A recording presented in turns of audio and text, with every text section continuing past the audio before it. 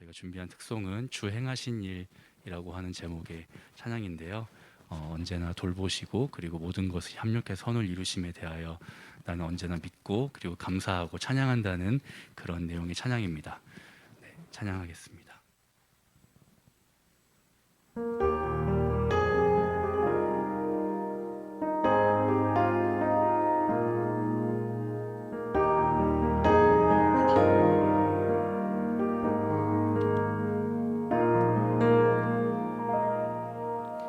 주 행하신 일, 또 행하실 일들 다 감사하며 주 찬양합니다. 감사해, 찬양해, 모든 것 합력해 선을 이루이나여 감사해, 찬양해, 은혜로 돌보심을 믿어요.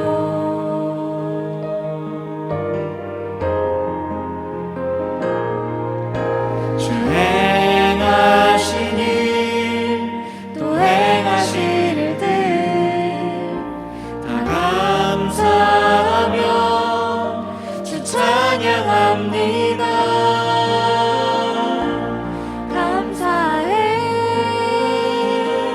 찬양해, 찬양해, 모든 것 합력해 선을 이루이나여 감사해, 찬양해, 찬양해, 은혜로 돌보심을 믿어요. 방황할 때에도 넘어질 때도 주가 돌보시네. 왕 대신 만유의 주.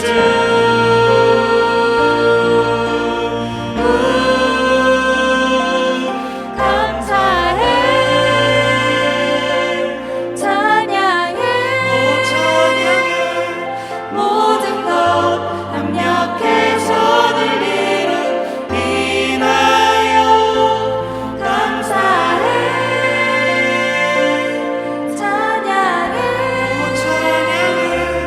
은혜로 돌보심을 믿어요. 은혜로 돌보심을 믿어요.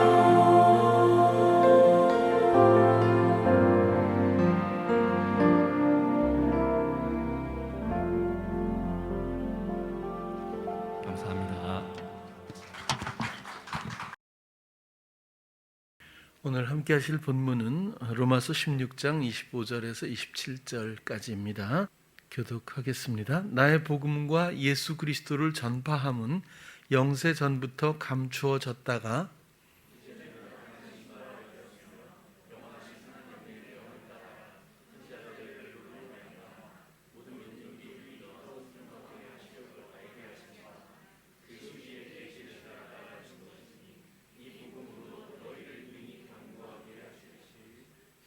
함께 지혜로우신 하나님께 예수 그리스도로 말미암아 영광이 세세 무궁하도록 있을지어다. 아멘.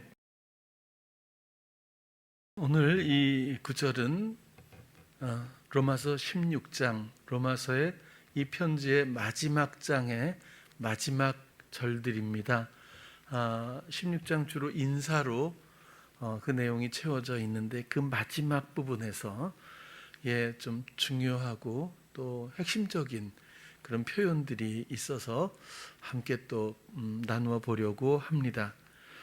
나의 복음 굉장히 강한 인상을 받게 됩니다. 바울이 나의 복음, 우리가 복음의 정의를 어떻게 생각하느냐에 따라서 또 복음의 정의를 여럿 내릴 수 있어서 어떻게 우리가 이해할지는 모르겠지만 어쨌든 나의 복음이라는 표현 자체가 굉장히 인상적이라고 생각을 해요. 왜냐하면 복음이 보편성을 갖고 있지만 결국 나의 영혼, 나를 위한, 나를 향한, 이루신 이런 의미에서 나의 복음이라고 하는 이 표현이 상당히 공감이 된다고 봅니다. 예수 그리스도를 전파함은 영세전부터 감추어졌다가 이제는 나타내신 바 되었으며 영원하신 하나님의 명을 따라 선지자들의 글로 말미암아 모든 민족이 믿어 순종하게 하시려고 알게 하신 바. 결국 이게 목적이죠. 모든 민족이 믿어 순종하게 하시려고 알게 하셨다. 여기서 믿어, 피스티스죠. 이 말은 진리에 대한 확신, 하나님의 신실함에 대한 확신, 구원에 대한 그리스도를 신뢰함, 이렇게 설명되어 있습니다. 순종은 휘파코스, 많이 말씀을 드렸는데 경청, 응납, 그런 뜻입니다. 물론 복종이라는 뜻도 있지만 순종이라고 하는 것은 경청 그리고 응납, 이런 뜻이 있다는 것이 우리가 이해를 훨씬 수월하게 할 수 있을 것 같아요. 여기서도 알게 하신 바, 지식적인 정도가 아니라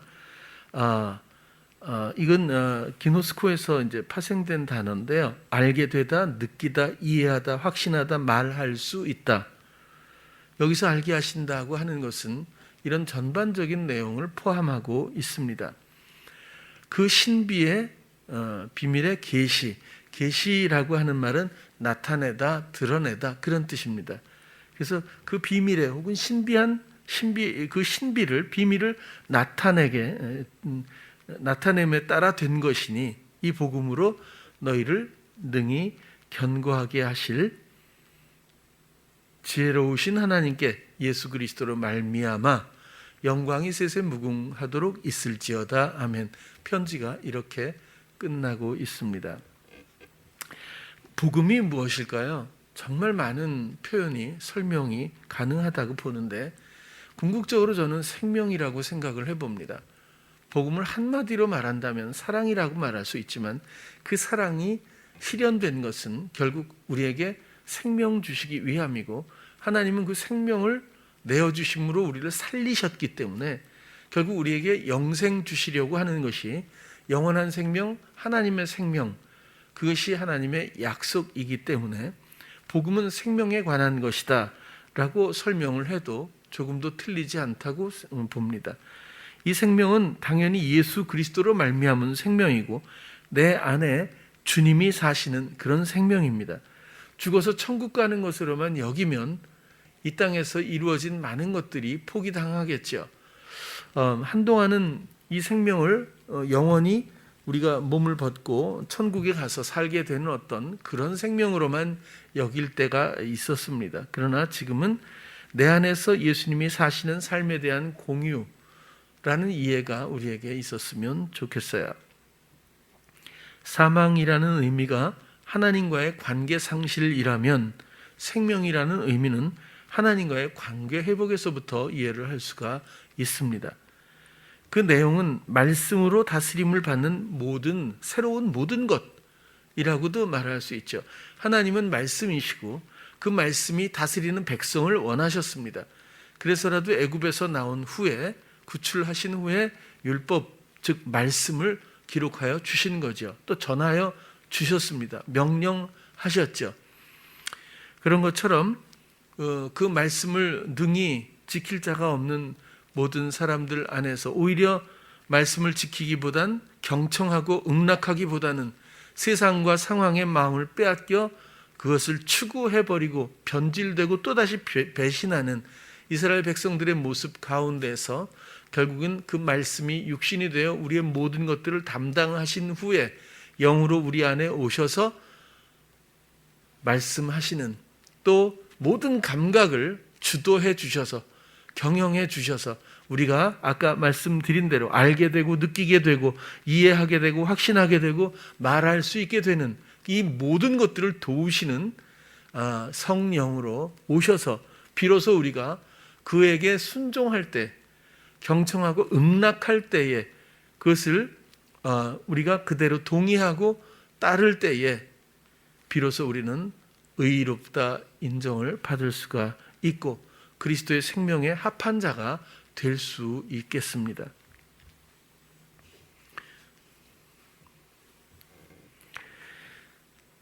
이런 생명은 모두의 소망이자 너무 중요한 주제가 아닐 수가 없는데, 이 생명은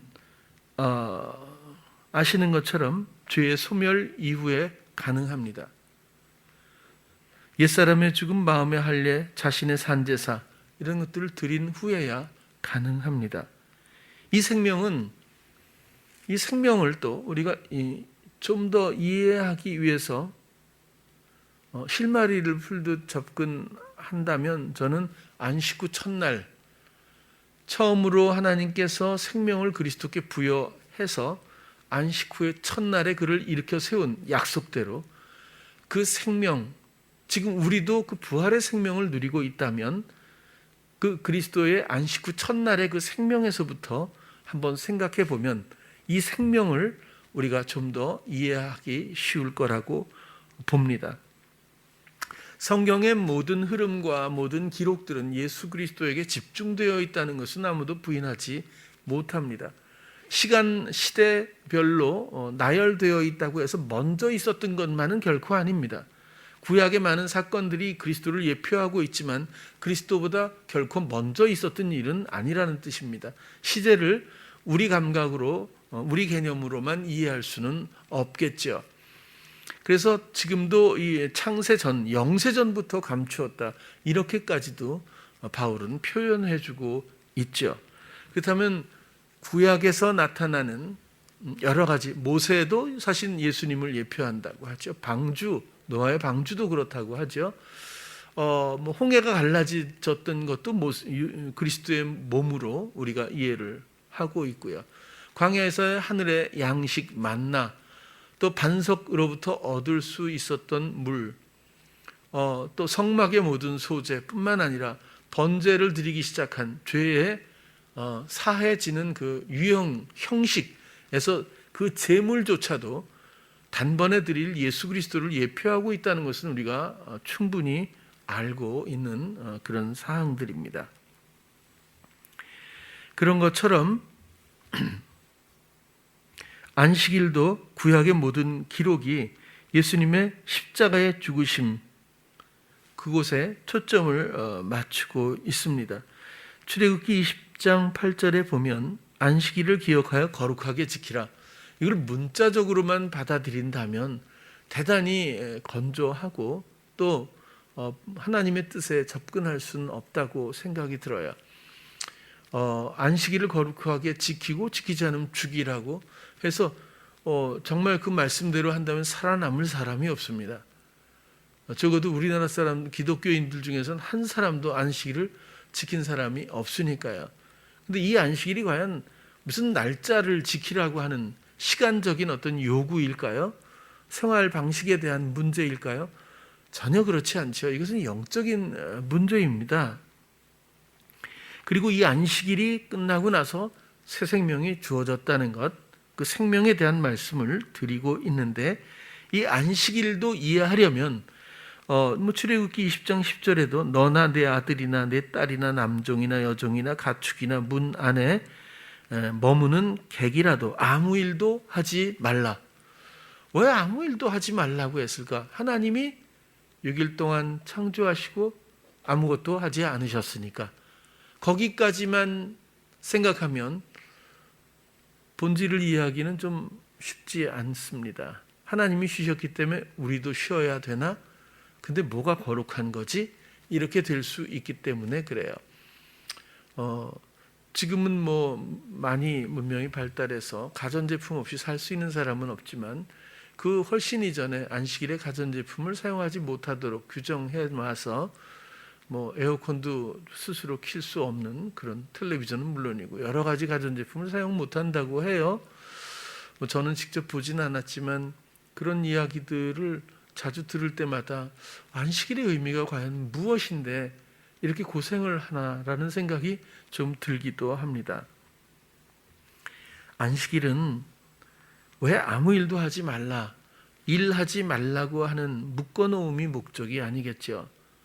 이것은 누구도 해서는 안 되고 할 수도 없는 오직 하나님이 사랑으로 손수 이루신 오염되지 않은 사망의 끝자락에서부터 새로운 생명의 시작에 이르는 온전한 쉼의 하루, 그 안식일이 거룩한 이유라고 저는 생각을 합니다.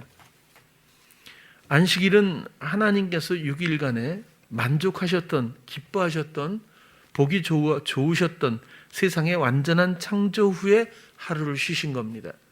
그렇다면 뭘 건축을 하든 짓는 것이 또 그것이 본질이었을까요?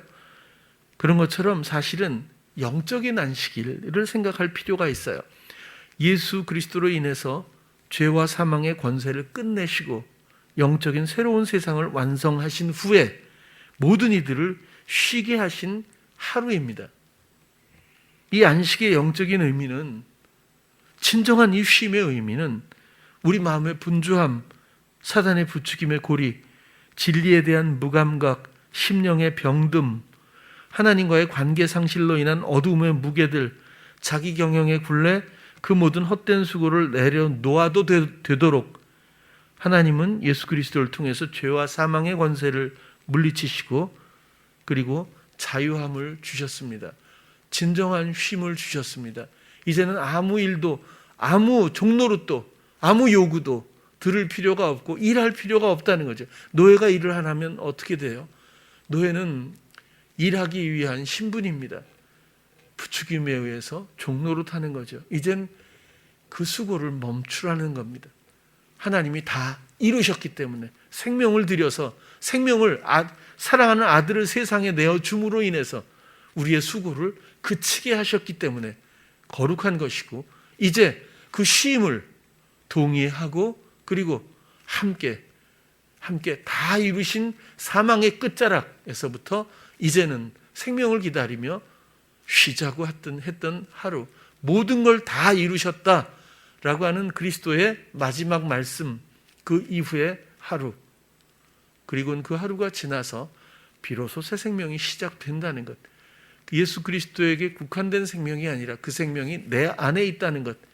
내 안에 있는 생명은 예수님의 생명이 아니라 예수님의 생명의 사심에 내가 동참하고 있는 공유된 그분의 사심, 감각에 따라서 그분이 이해하게 하고 알게 하고 느끼게 하고 확신하게 하고 말하게 하시는 모든 교감 가운데 그분의 것이 표현되는, 그분의 뜻이 주장되는 삶에 경청하고 응낙함으로 우리가 시도해 드릴 수 있도록 그분의 가지가 되어 비로소 그분의 생명을 공유하게 되었을 때 우리는 사망 권세에서로부터 비로소 자유케 되고 그리고 그리스도의 사심에 동참하게 되며 그것은 영원한 영세, 영원한 생명이 된다는 그런 설명을 드릴 수 있겠습니다. 나의 이전의 삶을 청산하고 예수님의 새 생명을 공유하기 위한 하루라는 공간의 쉼, 그 쉼은, 그 안식은 영적인 승리로 이루신 사랑의 안식입니다. 새로운 하나님의 나라, 그 통치에서 누릴 수 있는 쉼이죠. 앞부분에 설명드린 것과 같이 믿어, 나의 구원에 대한 주님의 구원에 대한 그리고 주님에 대한 신뢰 가운데 순종, 경청, 응낙, 주님을 듣고 동의하고, 그러니까 주님의 구원에 대한 신실함에 대한 사랑에 대한 그 신뢰 가운데서 그분을 듣고 동의하고 그리고 알게 하시고 느끼게 하시고 믿어지게 하시고 말할 수 있게 하시는 그대로, 그것이 주님의 생명이고 영원한 생명, 내 안에 그것이 있으며 그것이 바로 나의 복음입니다. 그래서 복음은 생명을 말한다라고 처음에 설명을 드린 거죠. 우리 모두는 하나님을 향해서 그 신실하심을 인정합니다. 우리는 그분이 사랑이라는 것도 잘 알고 있죠. 마음의 중심에서 그분을 거부할 수 있는 사람은 없습니다. 아무리 흉측한 사람이라고 하더라도 마음의 중심에는 언제나 하나님을 향한 소망이 있고 그것이 가려진 채로, 짓밟혀진 채로, 왜곡된 대로 혹은 숨겨져 있고 닫혀져 있고 눌려져 있는 채로 있을 수는 있어도 그것이 없는 사람은 없다고 봅니다.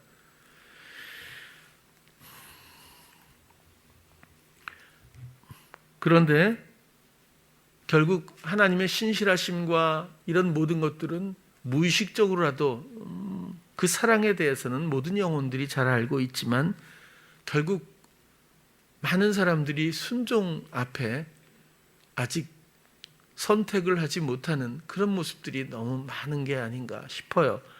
주님을 듣고 응낙하고 알게 하시는 그 모든 느낌 가운데서 말할 수 있기까지 내가 내 마음을 드리고 모든 주장에 주권을 내어드리고 있는 건지, 그렇지 않다면 생명을 논할 수가 없답니다.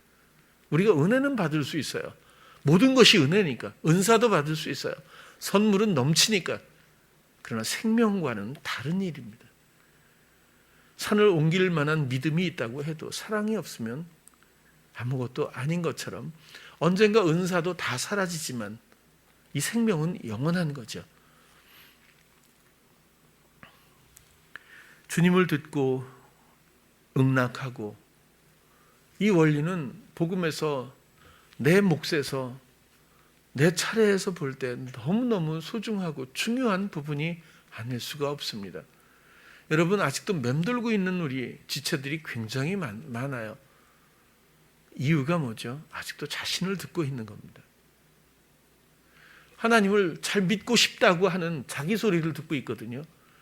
근데 실제로 그 소리를 거부하고 주님을 들으려고는 안 해요.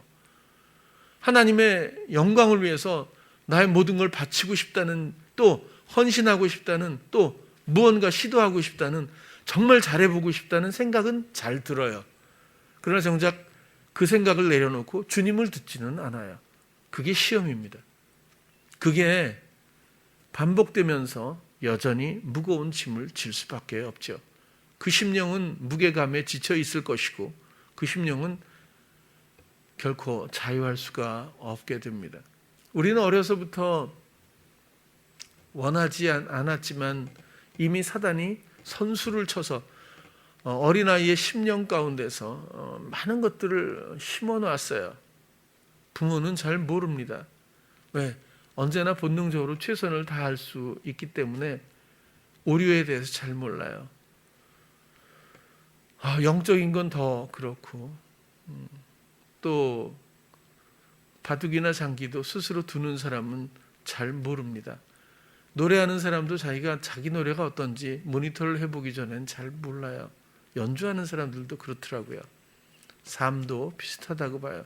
자기가 어떻게 부추김을 당하고 왜 묶여서 이렇게 끌려가야만 하는지도 모르고 끌려가고 있는 그 형국에 대해서도 잘 자각을 못합니다.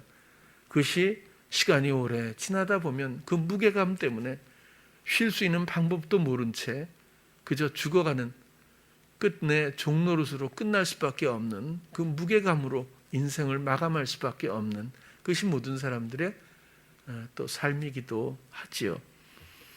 주님을 들으셔야 합니다. 주님은 우리 안에 이제 오셔서 정말 하나님이 6일 동안 세상을 온전하게 기쁘게 보기 좋게 만족하게 창조하셨던 것처럼 주님이 왜 다 이루었다라는 말씀을 하셨을까요? 나를 위해서입니다. 나의 생명을 위해서 모든 것들을 지불하시고 모든 것들을 감당하시고 모든 것들을 온전케 하셨습니다. 그분이 주장만 하실 수 있다면 우리는 못하죠. 우리는 이긴 적도 없고 이길 수도 없는 사람들이기 때문에 그렇습니다. 그러나 주님이 내 안에서 나를 위해서 사시는 그 삶을 경청하고 응낙해 드릴 수만 있다면 우리는 그 모든 승리가 우리의 것이고 하나님의 아들의 그 능력과 그 이름의 모든 기업과 그 모든 지식과 지혜의 보화가 곧 그리스도고, 그것은 나를 위해 예비된 소중한 은혜라고 하는 겁니다. 그것으로 말미암은 삶이, 인생이, 새로운 생명이 내 안에 예비되어 있습니다. 사단은 그것에 관심을 갖지 못하게 하고 그렇게 살기를 부추기는 소리는 잘 하죠. 열심을 내고 정말 성실하게 하고,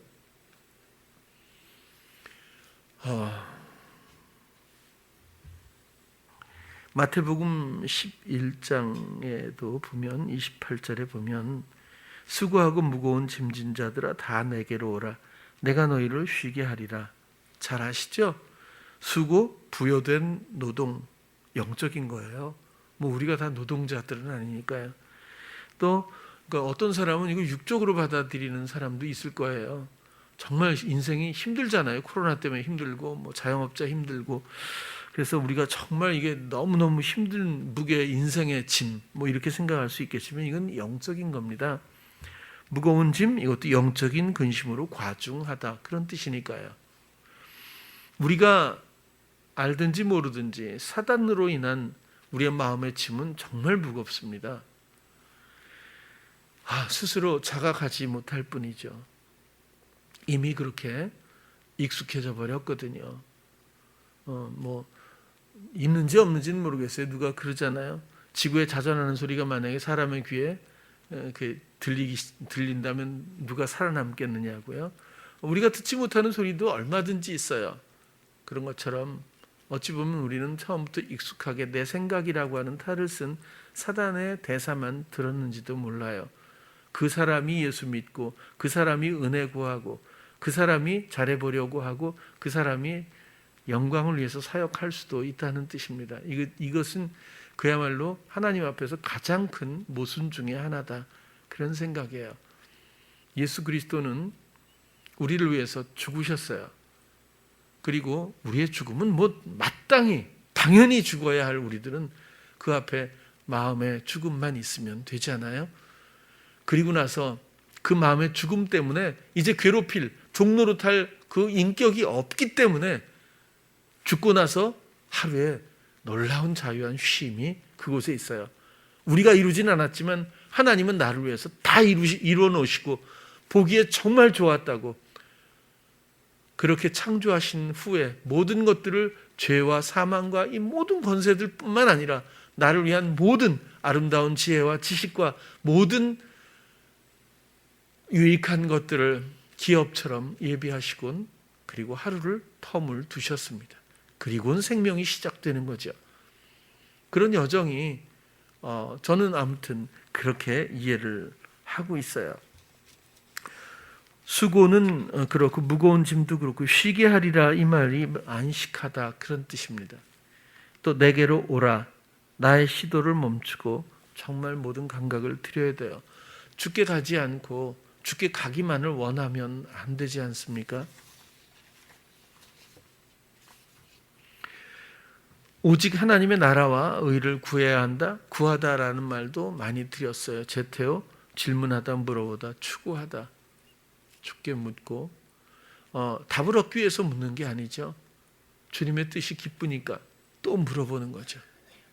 또 뭐 그런 의미가 없어도 좀 괜찮을 것 같아요. 그게 관계니까. 주를 향하고 있다는 것만으로도 우리는 많은 보장을 경험할 수가 있습니다.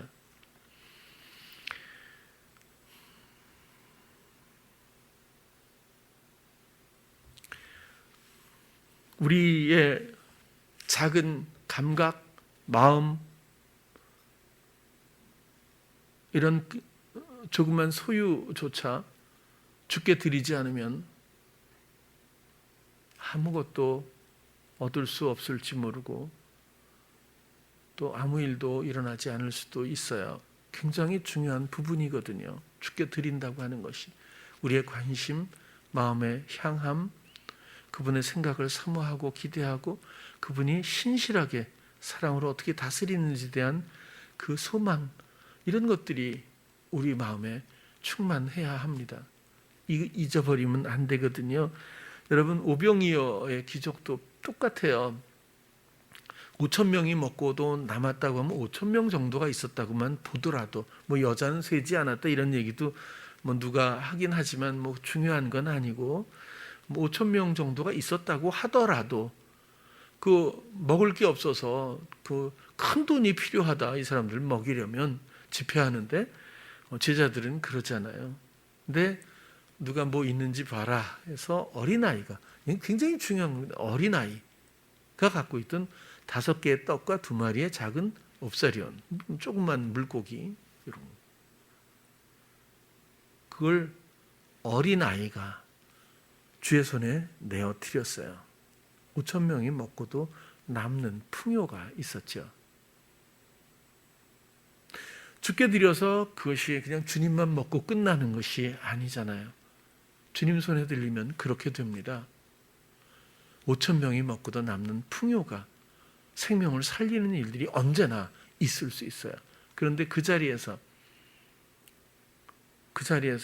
음식을 갖고 있었던 사람이 그 아이뿐일까요? 어떤 다른 아이도 아마 뭐 물고기 한 마리에 뭐 떡 5개, 4개 뭐 있었을 거예요. 어떤 2개에다가 물고기 5마리 이렇게도 있었을 거고, 어떤 어른은 뭐 이게 어른들은 주로 이렇게 감추고 나 먹을 거 이렇게 이럴 수도 있었다고 봐요. 근데 어린 아이니까 드릴 수 있었다고 보고, 그리고 주의 손에 들렸을 때 이건 차원이 다른 얘기잖아요. 우리의 작은 마음 주께 드리면요, 오병이어가 제가 볼 땐 무색할 정도의 풍요로움이 분명히 펼쳐집니다. 그걸 위해서 하면 놀부고 어린아이 같은 마음으로 무엇이든지 주께 내어드려 주의 손에 들려줬으면 좋겠어요. 요셉도 그러지 않았습니까? 자기의 삶을, 자기의 시간을, 자기의 결정을 내려놓고 오직 하나님과 함께 동행하며 그 뜻만을 그가 사모하고 자기의 모든 감각을 내어드렸을 때 세상에 많은 사람들을 살렸던 요셉입니다. 결국 생명과 직결되는 문제들이었고, 요셉은 그 일을 정말 멋지게 하나님의 능력과 또 인도하심 따라 그런 감당을 하게 되었던 이야기도 우리가 너무 잘 알죠. 한 알의 밀알이 죽으면 열매를 맺고 죽지 않으면 그대로 있다고 하잖아요. 한 알의 밀알이 죽으면, 우리가 이전에 살던 나의 경영이라고 하는 폐역하고 더럽고 처참한 이 생명이라 여기는 잘못된 착각의 목숨을 그냥 부여잡고 죽지 않으면 그것으로 끝날 겁니다. 그러나 그것을 내려놓고 마음의 잘난함 가운데서 다시는 부끄러운 나의 시도가 아닌 주님을 듣고 응낙하고 오히려 그것을 기대하며 소망하고 느낌 주시는 대로 말할 수 있고 행할 수 있는 그 기쁨의 순종이 있을 수 있다면 생명의 많은 열매들을 보게 될 겁니다.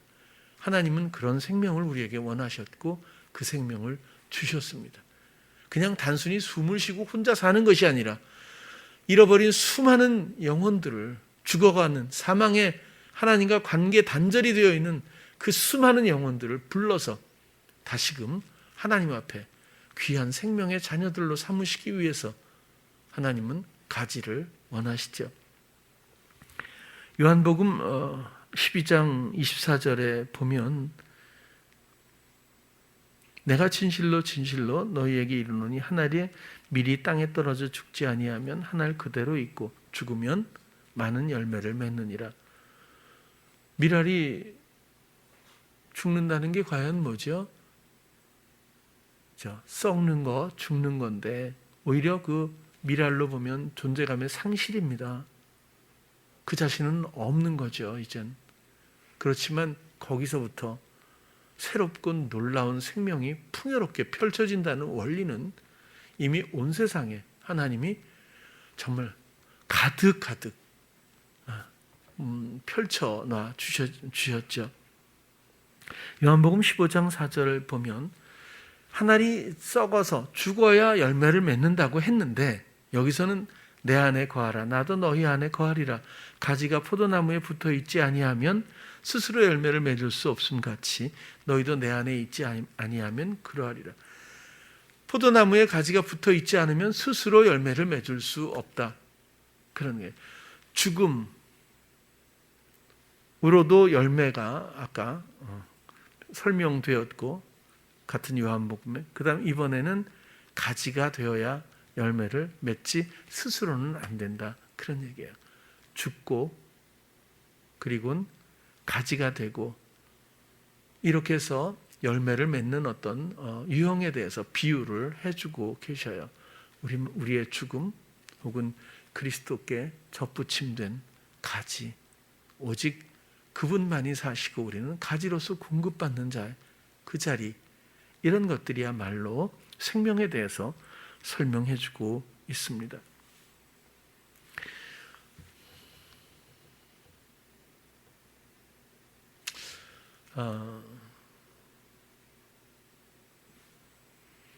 며칠 전에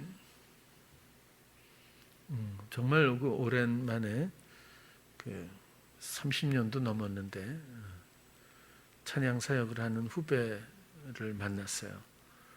두 사람과 저하고 이렇게 식사를 좀 했어요. 그런데 참 오랫동안 있었던 얘기를 쭉 해줘요. 정말 처참했던 일도 있었고 쭉 얘기를 들었죠. 근데 그 중에서 이런 얘기를 그냥 우스갯소리 비슷하게 자기의 신조 같은 거죠. 신념이고 또 삶의 모습, 그런 중에 그래요. 형님, 자기는 장가가기 전까지 자기는 어떤 여자하고 잠자리를 해본 적이 없습니다. 굉장히 고지식한 거죠. 그리고 그런 개념을 가지고 지금까지 살아왔다는 어떤 그런 자기 인생에 대한 골격에 대한 얘기를 해줘요.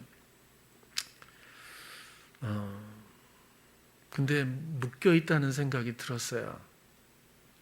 그래서 제가 이렇게 한번 표현을 해봤거든요. 그런데 그렇게 사는 사람하고 또 여자를 탐닉하고 여자를 좋아하는 성품 때문에 그렇게 사는 사람이 있다고 치자.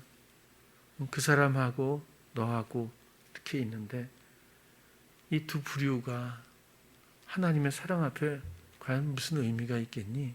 그랬어요. 자칫하면 판단이 되잖아요. 자칫하면 기준이 되잖아요. 근데 하나님의 사랑은 그런 것을 이야기하지 않는다고 생각해요. 사람들은 아주 작은 것에 가치를 두고 그것을 지키면서 바른 인생이라고 생각할 수도 있어요. 물론 훌륭하죠. 물론 장하죠.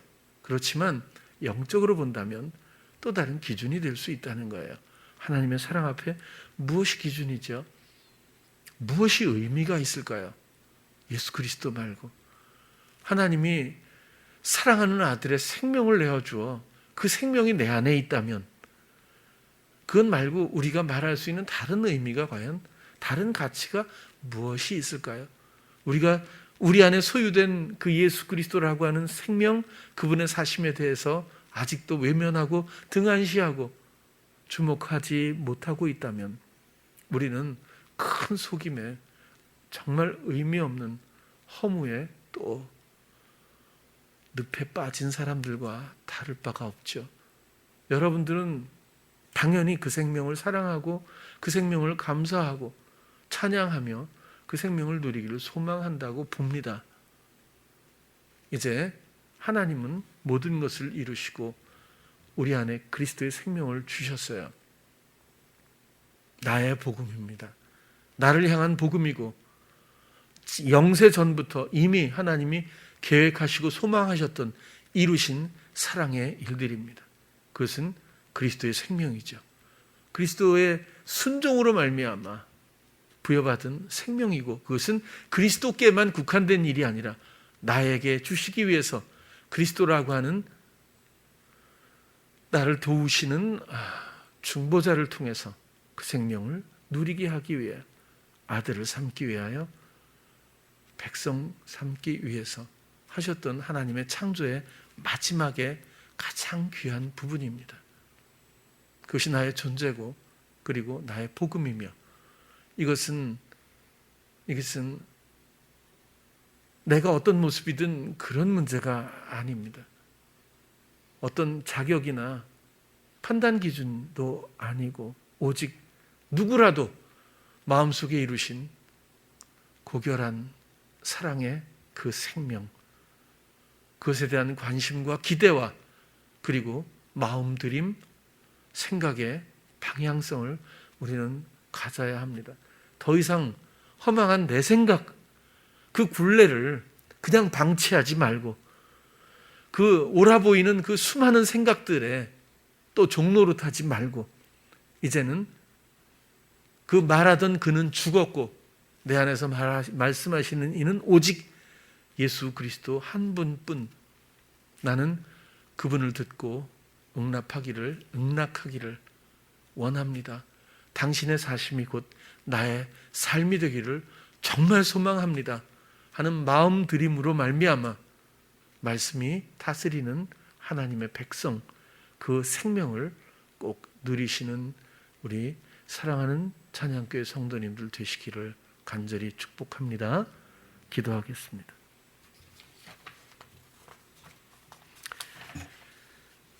사랑해 주님, 오늘은 바울의 로마서 마지막 부분에 나의 복음이라고 하는 제목을 가지고 우리가 함께 나누었습니다. 복음은 그리스도로 말미암은 생명입니다. 우리 안에 사시는 그리스도의 사심입니다. 언제나 우리의 노력이 아닌 우리가 그저 마음들이고 관심, 우리의 감각들일 때 우리에게 알게 하시고 이해하게 하시고 또 믿어지게 혹은 말할 수 있게 행할 수 있게 도우시는 그 도우심을 소망합니다. 온전한 마음, 깨끗한 마음 주께 드려서 그리스도의 생명을 공유하며 이 생명을 전하며 많은 열매를 맺을 수 있는 우리 성도님들 삼아 주시옵소서. 예수님 이름으로 기도드렸습니다. 아멘.